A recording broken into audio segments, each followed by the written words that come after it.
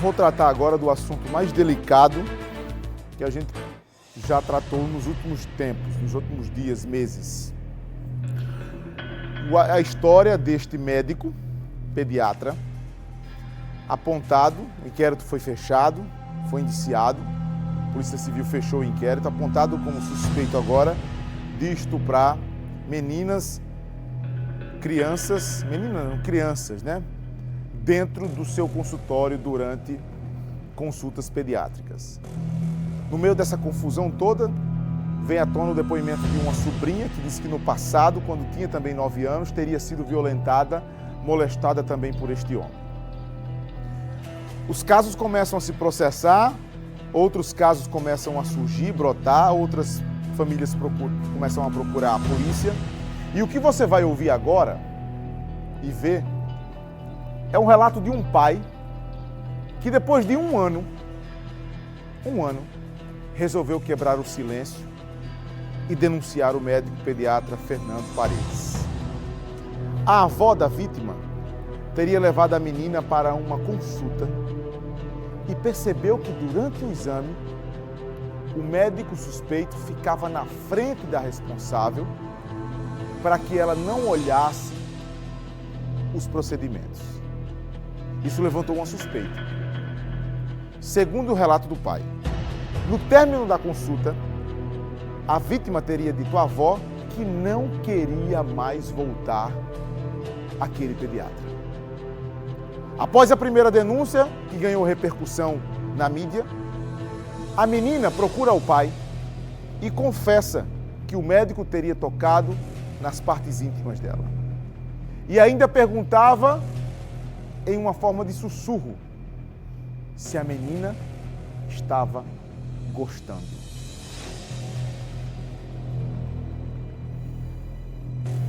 Bora ver. O médico solicitou que ela deitasse a maca.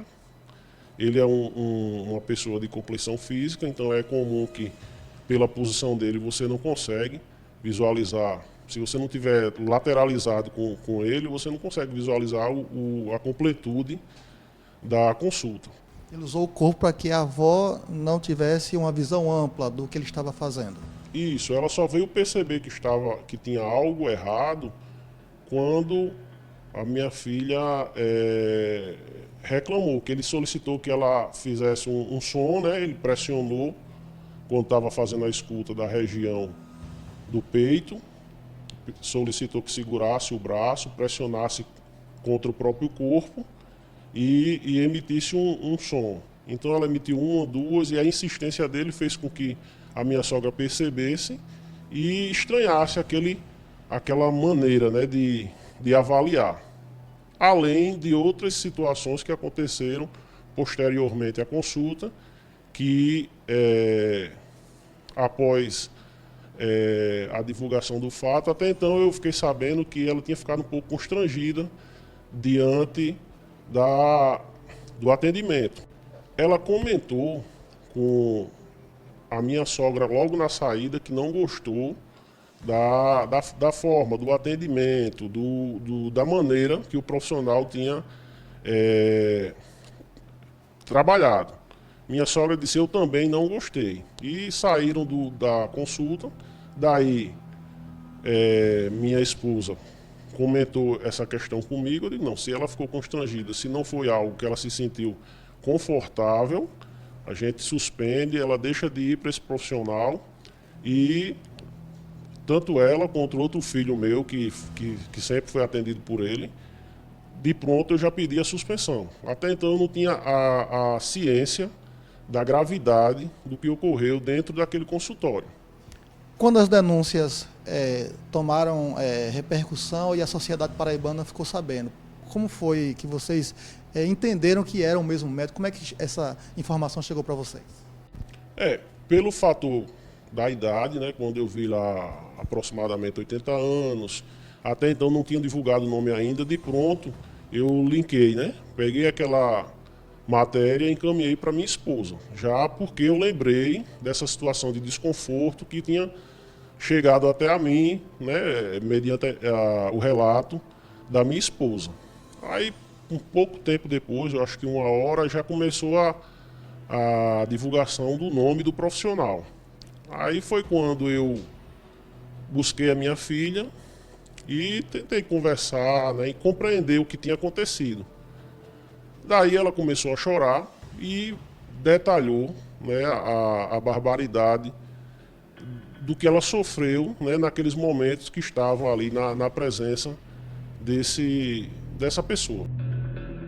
Repara o efeito dominó. Quando um caso vem à tona, o empurra e vem caindo os outros. E agora começa a surgir outros depoimentos. Esse desse pai, estimulado pela verbalização da filha, e o pai chocado.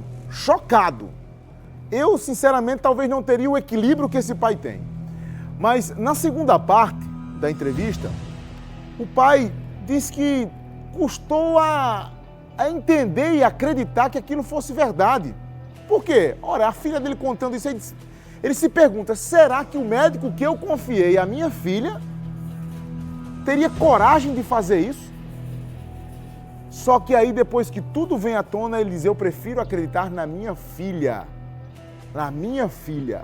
O médico que teria a obrigação de cuidar da saúde da filha teria cometido aberrações dessa natureza.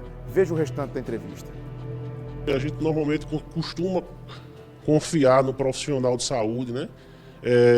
Então a gente fica na dúvida com relação ao procedimento, se de fato ocorreu ou não, mas eu não tenho nenhuma dúvida, porque a posterior ao fato, quando eu indaguei a minha filha, vendo ela em prantos, abalada, trêmula, contando o que aconteceu, então assim, era o mínimo que eu podia fazer, era buscar denunciar, porque é inadmissível que uma pessoa com essa conduta criminosa venha a trabalhar por tanto tempo e com um público tão especial que é o público infantil. Então, assim, são crianças, né?